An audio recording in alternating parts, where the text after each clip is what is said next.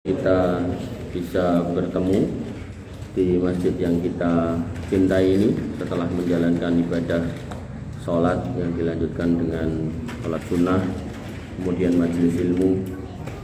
Bapak Ibu yang dirahmati oleh Allah Subhanahu wa Ta'ala,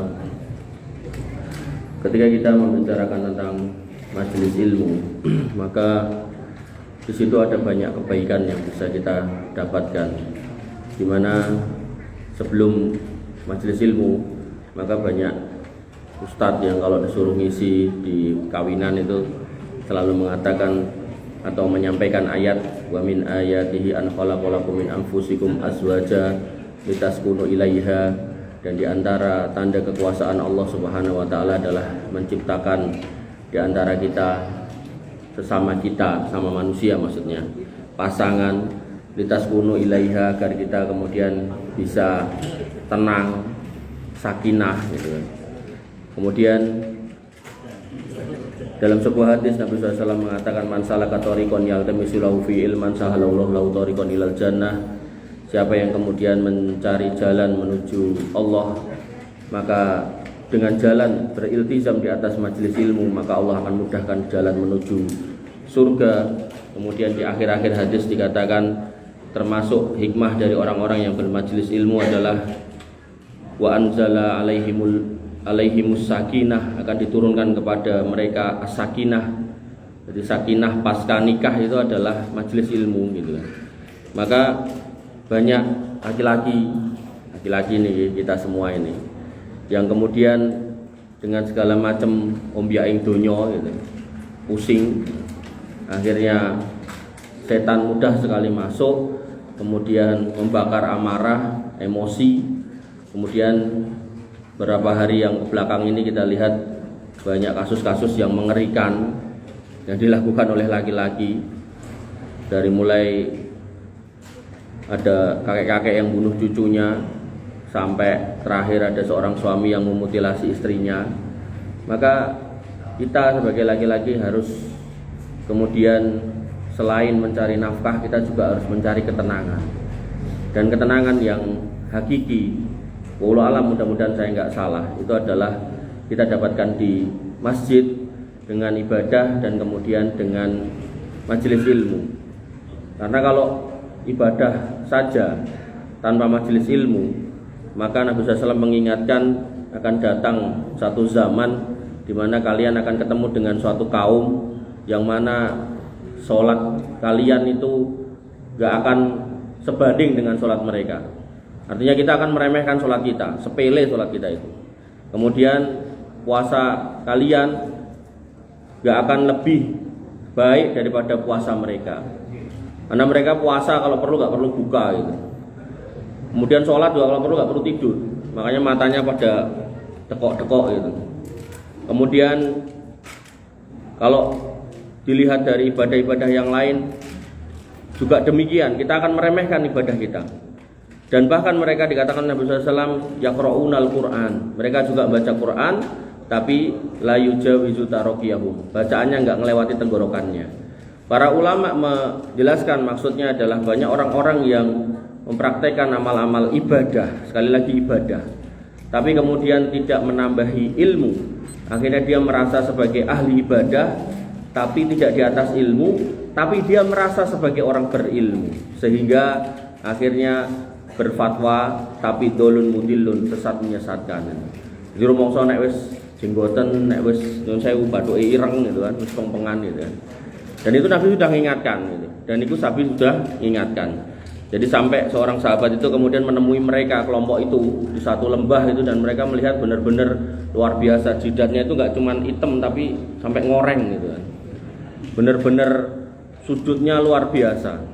Kemudian matanya itu sampai tekok gitu kan. Kemudian lidahnya, mulutnya sampai pecah-pecah karena puasanya luar biasa gitu. Tapi mereka berani mengatakan kepada Nabi SAW ketika Nabi SAW sedang membagi ghanimah, mereka mengatakan ya Muhammad i'dil, wahai Muhammad berbuatlah adil. Ketika mereka kemudian mendapati Nabi Muhammad SAW memberikan ghanimah kepada kaum Muhajirin gak lebih banyak daripada kaum Ansor. Muhajirin itu pindah dari Mekah ke Madinah mboten bawa napa-napa. Bahkan istri anaknya kalau nggak mau ikut ya ditinggal gitu kan. Tapi orang Ansor itu orang yang memang di tempatnya, yaitu Madinah, harta kekayaannya masih ada. Niku malah dikasih lebih banyak daripada orang Muhajirin.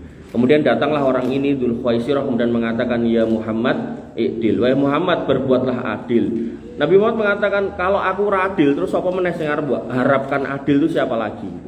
Umar bin Khattab naik pitam kemudian mengatakan, minta izin kepada Nabi, izinkan saya penggal lehernya ya Rasul. Kata Nabi, tidak, itu akan keluar dari balik tulang punggungnya, artinya menyusul dia mengikuti keyakinannya orang-orang tadi itu yang kemudian menghalalkan segala macam darah kaum muslimin hanya karena kesalahan-kesalahan yang tidak fundamental gitu. Makanya nanti jenengan dapati mereka dalam bentuk personal atau mereka dalam bentuk organisasi gitu.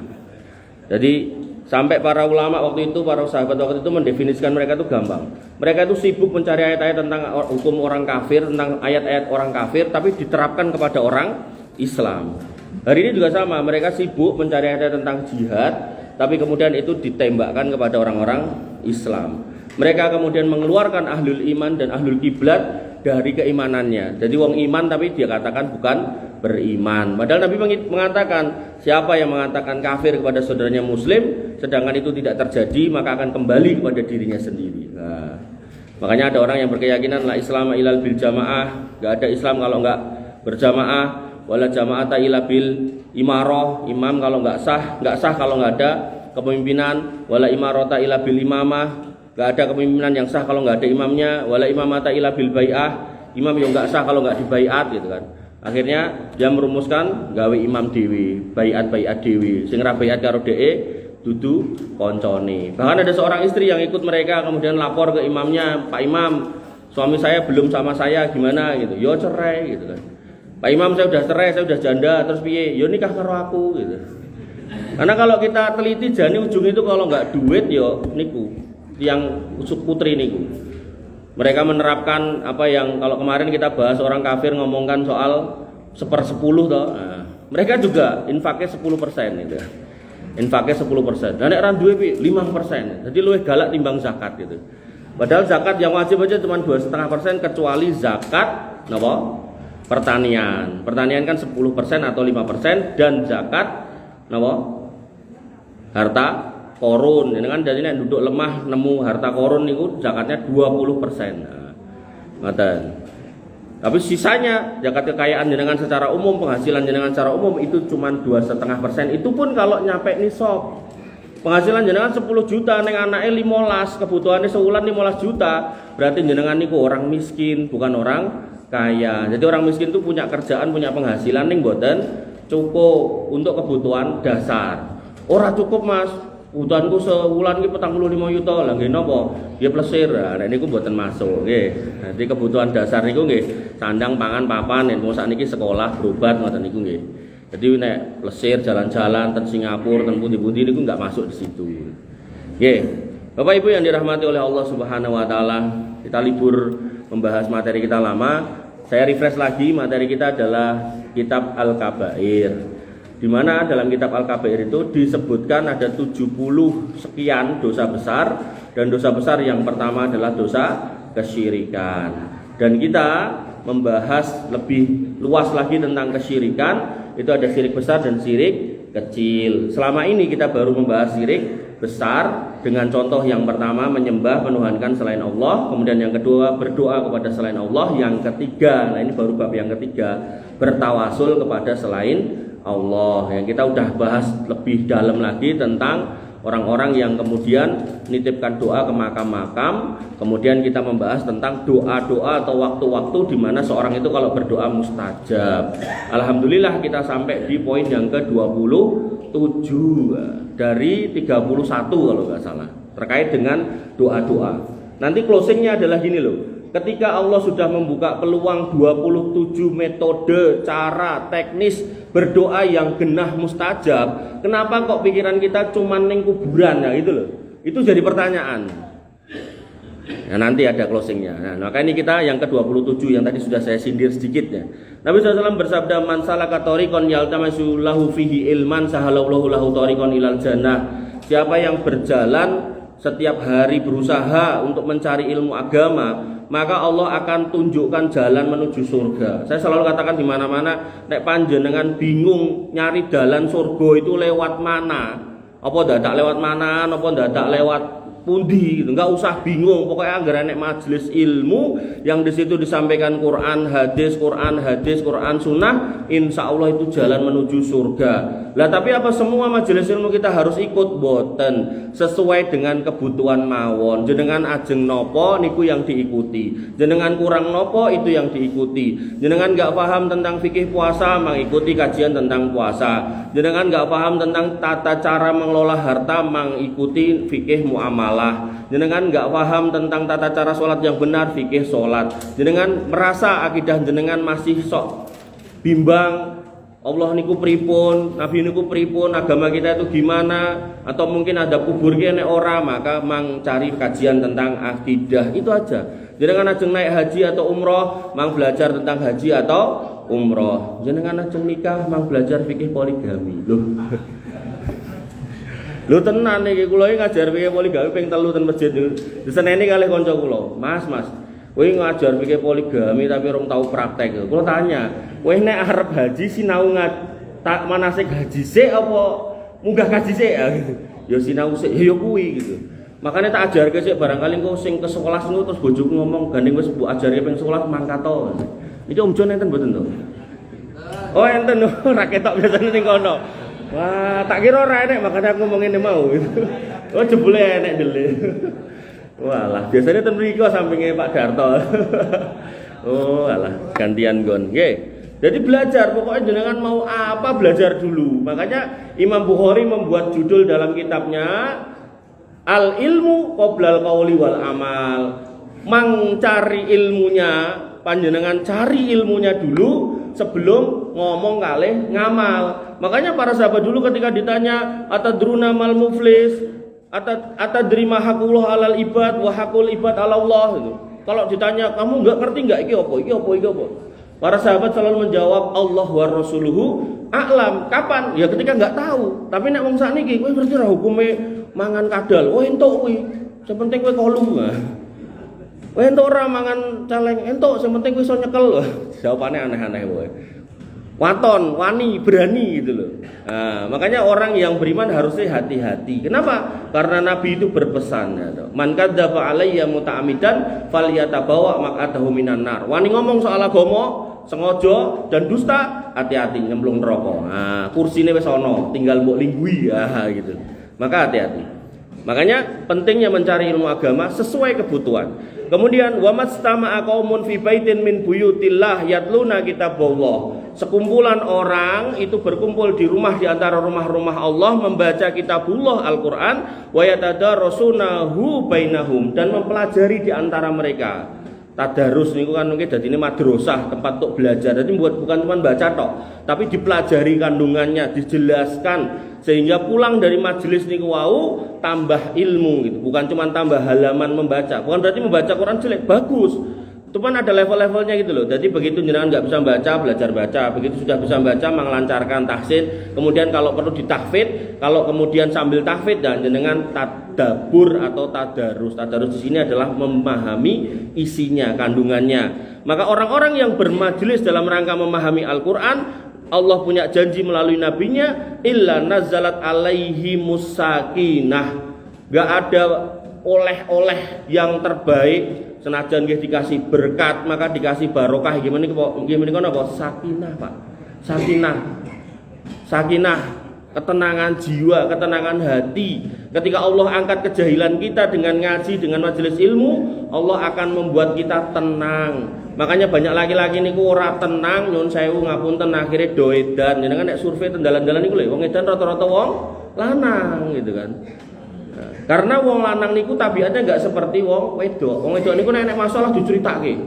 Status WA, status Facebook, Instagram, TikTok, nomle, email, kabeh nek perlu presidennya di emaili gitu kan. Nah, tapi laki-laki diempet. Akhirnya mumet, stres ya.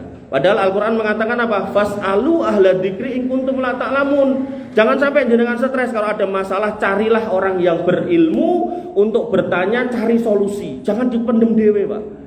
Artinya kita juga nggak boleh kemudian diumbar-umbar cerita-cerita itu, tapi kemudian ditanyakan kepada ahli ilmu. Ada seorang bapak datang ke rumah saya, cerita, Ustadz saya mau minta waktunya. Oh ya silakan datang.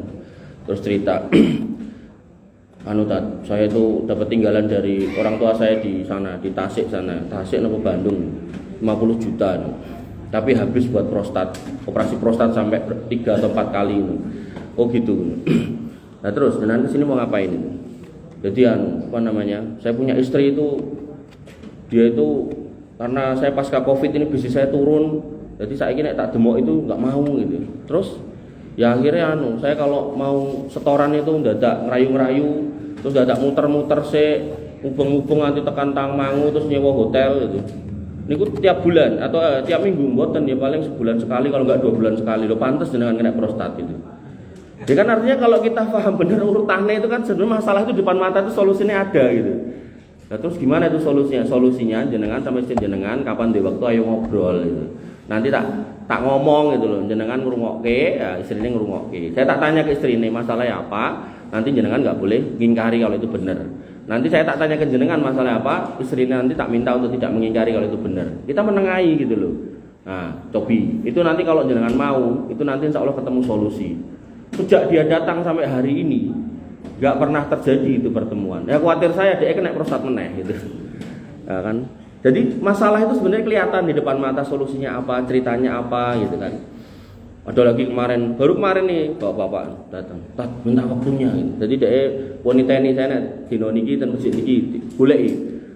Begitu mau sholat Isya, jadi muadzzinnya baru adzan cedaki. "Tat, minta waktunya gitu. Habis sholat nih." "Oh iya, ketoknya kan penting banget gitu kan." Nah, terus habis itu nggih nanti di luar niku nggih, wonten mriki, wonten jero ten nyoba mawon. Karena dia emang orang pialang saham gitu. Jadi khawatir saya ngomongin duit gitu kan. Nah, terus ditoke, tenah nih ditoke HP. Tat, saya itu dapat WA. Di WA ini katanya saya dapat 1 miliar itu. Terus pripun? Terus ya ini tak jarke wae. Terus dia ngontak meneh gitu. Terus sempat nelpon ya tak angkat itu. Ketoke ngomongnya serius sih. Menurut jenengan ki apa nih? Niku penipuan. Kok jenengan yakin? Saya ceritakan ngeten. Oh gitu. Terus pertanyaannya apa Pak? Ya sudah, saya cuma menanya ini beneran apa enggak gitu. Berarti itu penting banget pertanyaan jenengan gitu. Terus dia cerita lagi, dapat lagi gitu-gitu. Alah, mbok nek ada kayak gitu diblokir wae lah gitu. Sik. Kenapa jenengan gagas ngeten iki? Karena jenengan ra didit to tak ngono. Oh, kok ngerti jenengan? Lah iya nek jenengan sibuk didit nek kegiatan, ada acara macam-macam jenengan bakal ngagas kayak gini-gini. Makanya as-sakinah niki lho. Niki penting niki. Sakinah ini kalau kemudian kita nggak punya kesibukan dunia, Bapak Ibu yang dirahmati oleh Allah Subhanahu Wa Taala, mangsibukkan untuk urusan akhirat, mangsibukkan mencari ilmu. Biar kita nggak tersibukkan dengan para penipu itu. Dan banyak cerita yang datang ke saya itu orang-orang yang ditipu sama orang kayak gini, yang ujung-ujungnya itu apa? Karena hidup kita itu jama'a malahu adadah. Kita tuh hari-hari tuh ngumpul ke duit, yahsabu anna malahu ahladah, merasa duit itu membuat kita kekal. Akhirnya kita nggak mau majelis ilmu, menjarangkan diri, menyengaja untuk sibuk aku. Penting sholat maghrib mulai turu, engko misak makan neh wis ngono wae. Padahal sebenarnya di antara sela-sela niku itu ada kesempatan pendek yang mana kita bisa maksimalkan. Makanya saya pernah ditanya bahwa Pak, jenengan ki sibuk macam-macam tapi kok iso ngisi pengajian. Saya bilang, "Pak, saya tuh ngisi pengajian paling mau ba'da subuh sama ba'da maghrib gitu kan. Jadi enggak terus sepanjang hari ngisi pengajian mboten. Nek tenan ngoten, aku karo bojoku mendingan kowe turun ning masjid wae ngeloni cagak mic gitu. Seneni lah gitu kan. Jadi cuma antara maghrib sama isya, ya cuman kebak gitu loh. Hari Ahad tok yang kosong. Ngono wae kadang karo ponakane Om Jon niku, "Weh, praise terke aku jalan-jalan." Ya siap. Nek ra siap ya ora entuk mulih gitu. Nggih. Jadi kita tetap harus membalancekan. Makanya para sahabat mengatakan jadilah anak-anak akhirat, atau kalau enggak sibukan untuk urusan dunia tapi yang bermanfaat gitu. Wis dunya ora akhirat ora gitu kan. Nah, maka repot. Wa nazalat alaihimus sakinah wa ghasyiyatuhumur rahmah, lalu kemudian diguyur dengan rahmat, digerujuk dengan rahmat. Rahmat itu macam-macam, hidayah bisa, kesehatan bisa, rezeki lancar bisa, jauh dari masalah bisa. Ada orang yang cerita bendino ketemu nek mboten copet begal, nek mboten ngoten penipu, nek mboten ngoten email phishing yang baru rame di TV. perusahaan Singapura ngantek transfer duit 32 miliar ke orang Nigeria tapi pakai rekening Indonesia, jadi ketangkapnya di Indonesia. Jadi penipuan itu udah luar biasa. Nah, tapi ada orang yang kemudian hari-hari ya sama-sama di jalan selamat, nggak pernah ketemu copet, naik bis yo aman, naik kendaraan umum aman. Maka harusnya kita tuh berpikir itu, kenapa, ada apa, rahasianya apa? Makanya para ulama dulu mengatakan, kalau kamu sampai ketemu orang yang mati husnul khotimah, tanyao sama ahli warisnya amalnya apa gitu. Pasti ada. Baik itu yang nampak atau yang dirahasiakan tuh pasti ada. Karena ini nggak main-main kalau sampai ada orang yang husnul khotimah, misal meninggal di hari Jumat atau meninggal pas sujud atau mungkin pas baca Quran meninggal, sampai ada seorang ustadz itu bapaknya itu ngasih buku, bapaknya kalau punya buku baru tuh dikasih, baca kata bapaknya. Begitu dibaca sambil duduk itu ada kopi atau teh itu, brek itu, nggak ada sebab apa-apa langsung brek selesai. Wah itu kalau kita sampai ketemu dengan asbab-asbab seperti itu luar biasa hidup kita. Karena memang innamal a'malu binniat, amal itu diukur dari niatnya, wa innamal a'malu bikhawatimiha, tapi juga dilihat dari endingnya Bapak Ibu yang dirahmati oleh Allah. Makanya pentingnya rahmat ini. Makanya kita berharap itu loh. Jenengan ini kan majelis ilmu itu kan linggo harus ngantuk-ngantuk ini pas digugah om tangi om, wah ternyata udah dipanggil sama Allah. Wah husnul khotimah, yo sedih garwane gitu kan. Tapi husnul khotimah, makanya saya pernah cerita kalau nggak salah mungkin di sini juga itu. Ramadan itu saya suruh doakan orang 4 itu. Sakit semua. Alhamdulillah dari 4 itu yang 3 meninggal, Pak. 1 tok yang sembuh itu. Tapi meninggalnya nggak main-main itu. Meninggalnya hari Jumat bulan Ramadan. Padahal Nabi mengatakan orang yang mati hari Jumat itu terbebas dari siksa kubur, mungkar nakir yo nggak mau nanya gitu kan. Nanti banyak keringanan lah, banyak dispensasi lah, nggak kena adab kubur, apalagi bulan Ramadan. Maka hal-hal seperti ini harus kemudian kita cari infonya kenapa. Bapak Ibu yang dirahmati oleh Allah Subhanahu Wa Taala, mendapatkan sakinah, lajeng kemudian mendapatkan rahmat, wahafathumul malaikah, dinaungi malaikat, dilingkupi malaikat, dikerubungi malaikat, wadzakarahumullahu fiman hindah. Namanya disebut-sebut oleh para malaikat. Iki lo, si fulan lo ngaji, si fulan lo sinau ilmu, si fulan lo nuntut ilmu, si fulan lo majlisan sing bermanfaat, si fulan lo umure berfaedah gitu kan. Kemudian ini, waman bato'a fi amalihi lam yusri bihi nasabu. Siapa yang ketinggalan dalam beramal, nasabnya enggak guna, nasabnya enggak kepakai. Makanya kalau ada orang memuja-muja nasab, pokoknya anggar putune nabi iki wis selamat. Sampai enek sing ngomong, iki kowe nek orang mencintai kami gitu. Kamu enggak akan dapat syafaat kami gitu. Lah wong Nabi aja mau ngasih syafaat itu minta izin sama Allah gitu. Lah kowe putune apa ya ngono? Enggak Pak, demi Allah enggak gitu kan. Semua akan tergantung amalnya. Nanti insya Allah ada pembahasannya. Intinya kita enggak usah gitu kemudian tertipu dengan dagangan mereka. Mereka itu menjual 2 dagangan, keramat karo kualat. Kalau kita enggak percaya kualat, kalau kita percaya entuk keramat. Padahal sebenarnya bukan itu. Orang itu kalau kemudian sesuai dengan ajaran datuknya, mbahnya, itu yang kita ikuti. Apalagi kalau nasabnya benar 2 kali dia punya keutamaan. Tapi kalau kemudian dia nggak sesuai dengan datuknya, orang penting nasabnya. Makanya ada seorang Habib nganti mendem-mendem gitu kan. Diseneni karo wong kampung jawabannya, kowe nyeneni aku, kowe wani aku ki Habib gitu kan. Kata orang kampung itu adalah mungkin ya wong kampungnya ngaji juga, ora urus karo Habib gitu. Ya. Jadi bukan soal gelarnya, bukan soal nasabnya, nggak penting nasab itu. Makanya nanti Nabi SAW itu ketika datang ayat wa andir asirotakal akrobin dan jelaskan, dakwahkan kepada keluargamu yang dekat. Nabi Muhammad ngumpulkan bibinya, ngumpulkan anaknya, bahkan mengatakan kepada Fatimah radhiyallahu anha yang merupakan nenek moyang para Habib termasuk yang ada di Indonesia, ya Fatimah selamatkan dirimu, aku ra iso nyelametke. Artinya urusannya ini masing-masing gitu. Allah taziru waziratu wizra ukhra, enggak ada tanggung menanggung dosa, enggak ada. Urusannya masing-masing gitu. Artinya kalau kita mau mentakdimi mereka, maka kita lihat amalnya apa gitu loh. Nantilah kita jelaskan, ada babnya tersendiri. Maka dalam konteks ini, maka termasuk cara agar kemudian panjenengan ketika punya hajat berdoalah di majelis ilmu. Jadi sambil majlisan panjenengan minta, ya Allah, napa mawon? Ampuni saya, ya Allah, lunaskan hutang saya. Kalau ngajari ngeten iki enten ibu-ibu ten pojok niki ibu kan mboten ketok, ten pojok bengok. Mas, ya ono yane ndonga ning utange ra dilunasi padha wae ora bakal lunas gitu kan. Ya Allah, Bu. Jadi ketika kita minta aja. Ketika Allah kemudian berkenan, Allah akan mengabulkan. Ketika belum dikabulkan, bukan berarti nggak dikabulkan. Mungkin ditunda, mungkin diganti. Tapi kalau kita nggak minta, yora dikei, yora ditunda, yora diganti, rugine oke. Padahal yang namanya minta tinggal ngomong, tinggal nyebut gitu, tinggal minta gitu. Dan ada kisah menarik ini Om John udah tahu belum? Nggak tahu. Jadi Om John itu punya ponakan perempuan tuh 4, kakak ipar saya, istri saya, adiknya istri saya 2, 4 perempuan.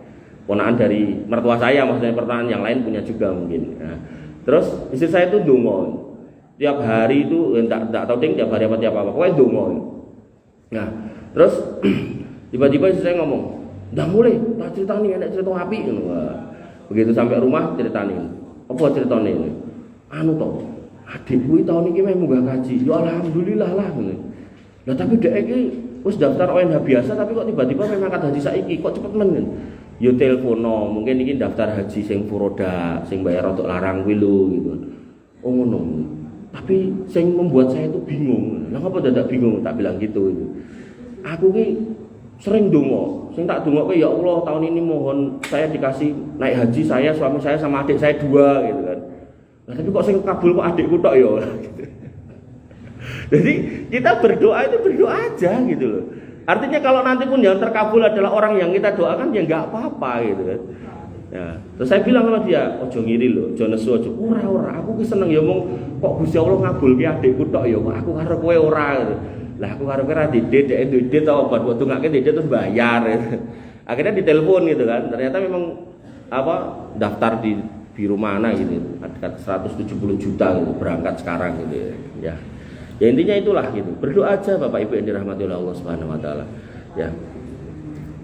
Kemudian yang ke-28, berdoa setelah wudhu ketika berdoa dengan doa yang maksur, artinya wudu, kemudian nanti ada doanya, nah ini terus ditambahi. Nah, Nabi SAW mengatakan, "Ma minkum min ahadin yatawaddau fayublighu au yusbihu." Tidaklah salah seorang di antara kamu wudu kemudian menyempurnakan wudunya, al-wudu'a, summa yaqulu, kemudian mengatakan atau berdoa, asyhadu alla ilaha illallah wa anna muhammadan abduhu wa rasuluh, niki doa ba'dal wudu, illa futihat lahu abwabal jannah as-samaniyata yadkhuluhu min ayyiha sya'a. Maka tidaklah orang yang melakukan itu akan dibukakan pintu surga yang 8 dan dia bisa masuk dari pintu yang mana aja. Ini menunjukkan bahwasanya orang-orang yang melakukan ini ada peluang untuk kemudian diampuni dosanya dan dimasukkan ke dalam surga. Dan ulama berpendapat nek mau ditambahi doa lain boleh. Jadi setelah wudu kemudian mengatakan asyhadu alla ilaha illallah, asyhadu anna muhammadan abduhu wa rasuluh, Allahumma gfirli, ya Allah ampuni aku boleh. Atau Allahumma qdi daini, ya Allah lunasi utangku boleh. Atau kalau sakit Allahumma shfini, ya Allah sembuhkan aku. Ya pendek-pendek aja gitu, biar enggak pusing. Robbana atina boleh enggak Mas? Boleh. Pokoknya yang jenengan paham aja. Kemudian yang ke-29, nah, berdoa di 10 pertama bulan Dzulhijjah. Nah, ini kan sebentar lagi, ini tesis awal nih. Tesis. Nah, sebentar lagi habis awal bulan Dzulqa'dah, habis Dzulqa'dah Dzulhijjah. Nah, ketika Ramadan, itu 10 terakhir Ramadan malamnya itu adalah malam terbaik sepanjang tahun. Tapi kalau kemudian Dzulhijjah, 10 hari pertamanya itu adalah 10 hari siangnya terbaik sepanjang tahun. Jadi kalau dibandingkan dengan siang Ramadan 10 hari yang terakhir, itu masih lebih baik Dzulhijjah daripada Ramadan 10 hari yang terakhir di siangnya. Nah, tapi nek malamnya Ramadan karena ada Lailatul Qadar. Nah, kalau di siangnya itu lebih baik di Dzulhijjah karena di situ ada hari Arafah. Makanya sunnah-sunnah di Ramadan 10 hari terakhir, banyak hal yang kaum muslimin meningkatkan amal itu harusnya di copy paste di 10 awal Dzulhijjah, yaitu puasa. Misal puasa di 10 awal Dzulhijjah itu disunahkan dari hari pertama sampai hari 9 kecuali hari yang ke-10, karena hari yang ke-10 hari Idul Adha, hari Id nggak boleh puasa. Jadi jenengan nek kuat, nek kiat, silakan puasa dari tanggal 1 sampai 9. Kalau kemudian nggak kuat, maka silakan puasa di oglang. Tanggal 1 poso, tanggal 2 enggak, tanggal 3 poso, pas ganjilnya atau pas genepnya boleh. Kalau masih nggak kuat, Senin Kemisnya mang poso. Terus ditambahi sebagaimana pesan Nabi SAW kepada Abu Dar, puasa sunnah tiap 3 hari dalam 1 bulan. Jadi diambil 3 hari nyenengan puasa di 1 sampai 9 niku. Nek masih nggak kuat lagi atau mungkin sibuk atau mungkin repot, paling nggak tanggal 9-nya jangan ditinggal. Termasuk baca Quran, saged dihafal, saged hatamkan. Termasuk majelis ilmu kalau bisa diperbanyak dan seterusnya, wirid, zikir dan seterusnya. Kok malah rame? Anake sapa kowe? Kandake pakmu lho. Oh, duduk yang bener ah. Duduk. Kandake Datuk John lho. Nanti kamu bawa pulang Datuk John lho. Kemudian Nabi SAW mengatakan terkait hari niku, mamin ayyamin, tidaklah ada hari-hari al-amalu sholih fiha ahabbu ila Allahi azza wa jalla. Amal soleh di dalamnya itu lebih dicintai oleh Allah Subhanahu wa taala daripada hari-hari yang lain, yakni al-ayyamul asr. Jadi hari yang ke-10 dari 1 sampai 10 bulan Dzulhijjah. Jadi ayyamul asr niku 10 hari, bukan. Nah, kalau ayyamul asir itu hari yang ke-10, tapi ini 10 hari ya. Jadi 10 dari 1 sampai 9. Qalu, para sahabat bertanya, "Ya Rasulullah, walal jihad fisabilillah." Masa jihad fisabilillah juga nggak bisa mengungguli amal soleh di tanggal 1 sampai 10 niku ya Rasul? Kata Nabi, walal jihad fisabilillah, enggak. Berperang membela agama juga tidak lebih utama daripada beramal soleh di tanggal 1 sampai 10 bulan Dzulhijjah. Illa, kata Nabi, kecuali rajulun kharaja binafsihi, ada orang yang kemudian keluar jihad membela agama, membawa dirinya, nyawanya yang masih bernyawa, wa malihi, artinya dia mangkat sendiri, orang mau ngeragati wong kon mangkat, bukan, mangkat dewe, dan bawa hartanya, sumalam yarji min dzalika bisyai, dan dia enggak pulang kecuali namanya tok, orangnya meninggal, hartanya habis. Nek enek kayak gitu, itu baru bisa ngungguli orang yang beramal soleh di bulan Dzulhijjah tanggal 1 sampai 10. Nah, tentu kata dia Nabi mengatakan jihad fisabilillah tidak bisa mengungguli, itu maksudnya jihad di luar tanggal itu. Jadi jihadnya di bulan-bulan lain, ngoten lho. Tapi kalau jihadnya ya di tanggal 1 sampai 9 ya niku utama berarti. Ngoten nggih. Nah, sehingga terbayangkan kalau amal di situ niku amal yang sangat baik, karena nanti berkumpul niku ada zikir, takbir, kemudian ada juga kurban, ada juga puasa gitu kan. Dan yang menarik adalah bahwasanya orang-orang yang di tanggal 1 sampai 9 itu diperintahkan untuk banyak berzikir, dan nomor 30 orang yang banyak berzikir itu punya kesempatan untuk banyak berdoa dan doanya akan dikabulkan sebagaimana sabda Nabi SAW, salah satu la yuraddu du'auhum, ada 3 golongan yang doanya tidak akan ditolak. Yang pertama adzakiru lillahi katsira, orang yang sering melazimi zikir, pokoknya wirid itu. Daripada ngerasani ustadznya mending wirid, daripada ngerasani tanggane mending wirid zikir. Pokoknya mulut kita nggak boleh lepas dari zikir kepada Allah Subhanahu wa taala. Dan ketika kita membahas tentang bab setan, inna kaidas syaitana kana dhaifa, kita itu dikasih jin korin suruh nemani terus bisiki. Nah, jin korin Nabi itu sudah Islam, jadi bisikinnya sing apik-apik. Nah, apesnya kita, takdir kita, jin korin kita itu belum Islam, jadi bisiki yang elek-elek. Jadi kalau kita bengong, nek wong Jawa ngarani suwung, meneng bae, orang ngopo-ngopo, itu bisikinnya elek-elek. Orang niat ngintip ya ngintip, orang niat nyolong terus akhirnya nyolong, orang niat korupsi jadi korupsi, orang niat macam-macam pokoknya. Maka ketika kita zikir, Allah mengatakan inna kaidas syaitana kana dhaifa, tipu daya setan itu lemah, maka begitu kita zikir dia sumingkir. Begitu kita enggak zikir, balik lagi. Dan zikir niku banyak definisinya, dimulai dari yang paling sederhana nggih wiritan niku, kemudian majelis ilmu juga zikir, baca Quran juga zikir, kemudian panjenengan mendengarkan murotal, mendengarkan Quran niku juga zikir. Maka apapun yang bisa dari amal baik jenengan kerjakan sehingga setan niku sumingkir, insya Allah akan datang as-sakinah ngoten. Makanya setan niku tinggale ten pasar. Makanya Nabi mengatakan ojo suwe-suwe ning pasar. Nah, jadi kalau ke pasar makanya nek jenengan delok ten pasar niku enten wong copet, enten wong nyurangi timbangan, enten wong apus-apus, enten gendam, hipnotis segala macam kumpul ten mriku. Karena memang cara jenengan ngertos enten rumah bersalin buat manusia, lah rumah bersalinnya setan niku nggih pasar niku gitu. Lah nek delikane setan tinggi sementara istirahat niku selokan kalih WC kalih kamar mandi. Pramila jangan salah lama ten mriku, khususnya cah nom-nom sing dereng nikah gitu. Kesuwen ning kamar mandi ngopo gitu kan. Ngoten. Bapak Ibu yang dirahmati oleh Allah Subhanahu wa taala, berzikir. Orang-orang yang banyak berzikir maka doanya akan dikabulkan. Kemudian wa da'watul madlum, doanya orang-orang yang terdolimi. Jadi kalau misal panjenengan merasa didolimi siapapun, didolimi saudara, didolimi tetangga, didolimi teman, didolimi keluarga, didolimi siapapun lah, maka jangan bales. Ini adalah kesempatan untuk berdoa agar kemudian Allah mengganti rasa gak nyaman jenengan itu dengan kebaikan yang jenengan minta gitu. Tapi nek bales ya sebenarnya boleh, tapi ya dengan kadar yang sama. Nek jenengan dijiwit balas jiwit. Kadang orang dijiwit balasnya ngaplok. Nah, ini kita berarti mendolimi balik gitu kan. Maka nanti ya bukannya imbang tapi malah dosa. Ya nak kula wau ten pundi malah hilang. Kan meneng malah hilang. Enten nggih. Ya ngono kena boten go mulih senane mboke kula. Nggih. Kemudian yang ketiga wal imamul muqsid, dan imam yang adil. Nah, imam yang adil ini bukan berarti wah kan orang presiden, kan orang lurah, kan orang camat, boten. Nabi mengatakan kullukum ra'in wa kullukum mas'ulun an ra'iyatihi. Kita semua pemimpin dan kita semua akan dimintai pertanggungjawaban atas apa yang kita pimpin. Sehingga apa kalau kita punya anak 1, 2, 3, beberapa, maka kita lihat, oh anak nomor 1 manut, nomor 2 rada ndablek. Terus akhirnya gadah lemah, di sini dikei 100 meter, di sini dikei 30 meter, enggak adil, enggak boleh ya Pak Bu gitu. Jadi jenengan harus adil walaupun kepada anak gitu kan.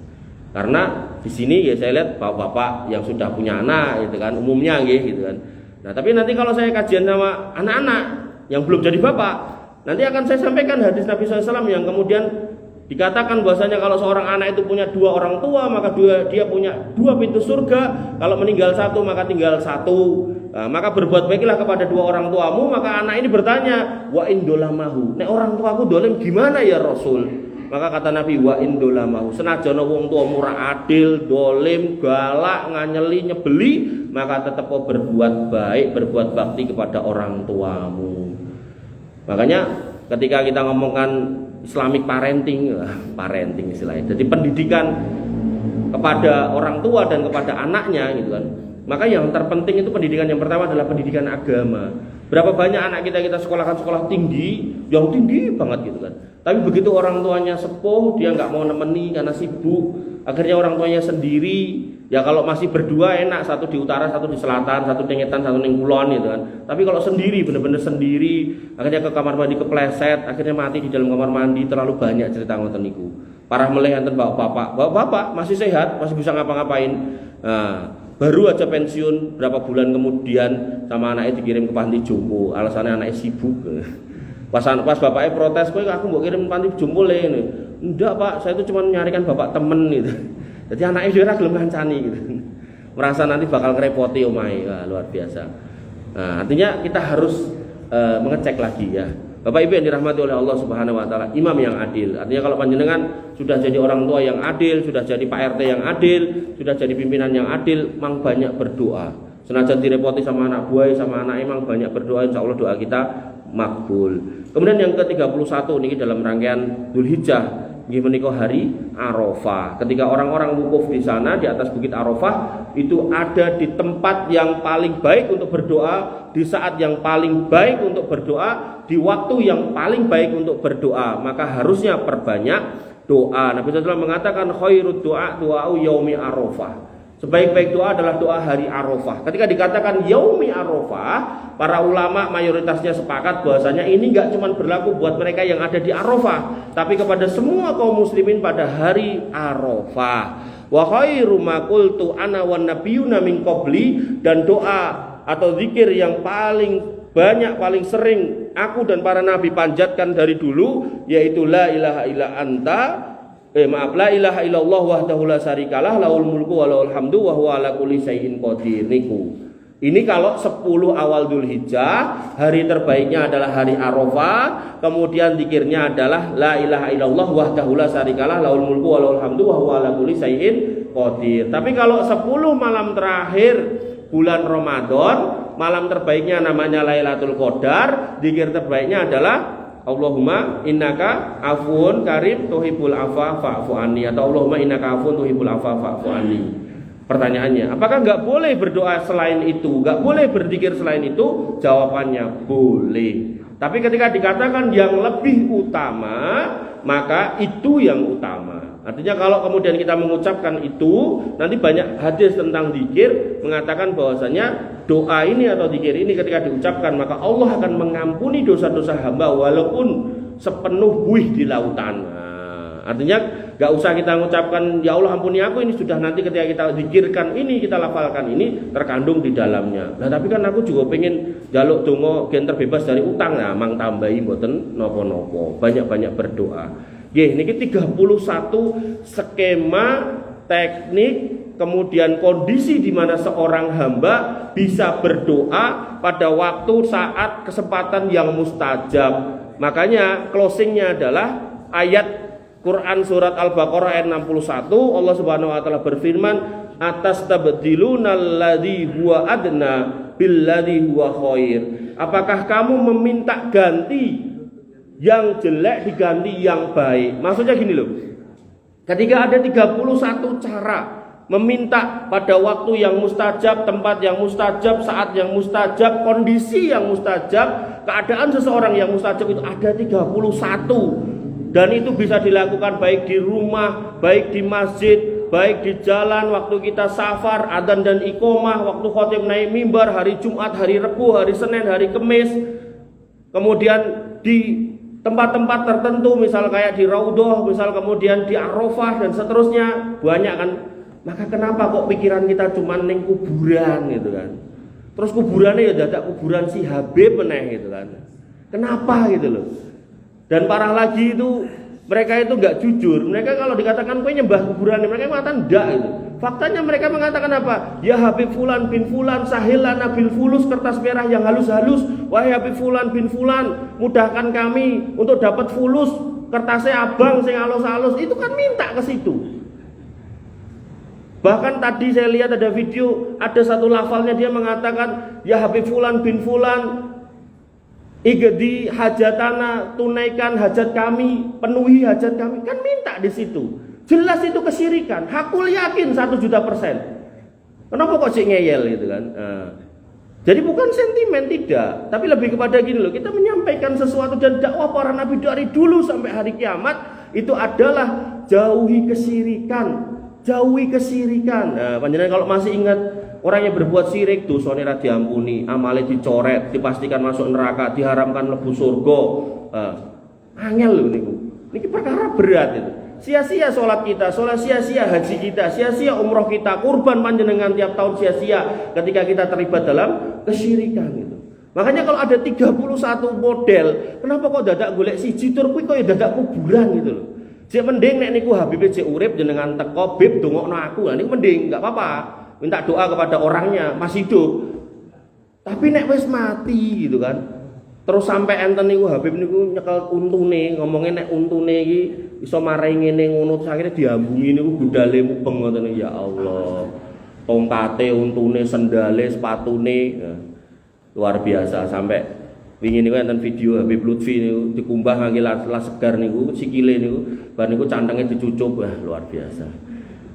Jadi memang yang dijual itu keramat kali kualat.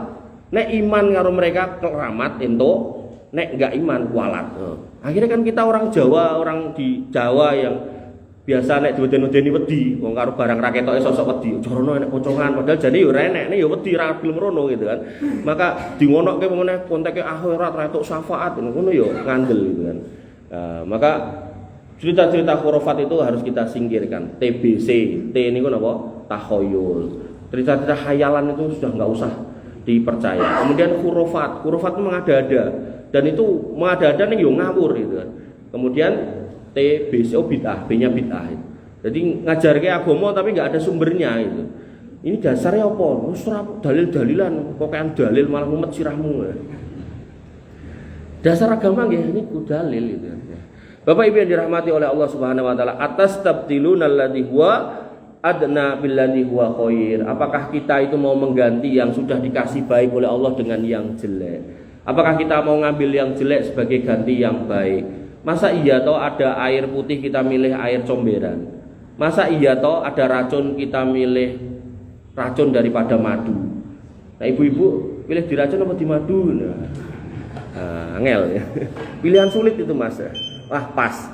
Insya Allah pertemuan yang akan datang kita lanjutkan dengan masih babakan tawasul. Di situ adalah saya bikin judulnya fenomena tabaruk pada Habib dan Kiai dan makam mereka. Jadi memang ini jenengan harus bentengi akidah jenengan, jangan sampai tercebur di situ. Ya ketoke kaya wong ibadah ning ngarep kuburan mantuk-mantuk gitu. Wah gitu. Koyone gitu. Tapi itu sama sekali nggak ada gunanya, karena Nabi nggak pernah nyontohkan. Nanti lebih dalam kita bahas kenapa. Mudah-mudahan itu menjadi ilmu yang bermanfaat buat kita semua. Kemudian Allah meluruskan jalan hidup kita, wabil khusus membentengi akidah kita, jangan sampai kemudian terkontaminasi takhayul, bid'ah dan khurafat. Amin ya rabbal alamin. Kurang lebihnya saya mohon maaf. Alafu minkum. Subhanakallahumma bihamdika asyhadu an la ilaha illa anta astaghfiruka wa atubu ilaik. Assalamualaikum warahmatullahi wabarakatuh.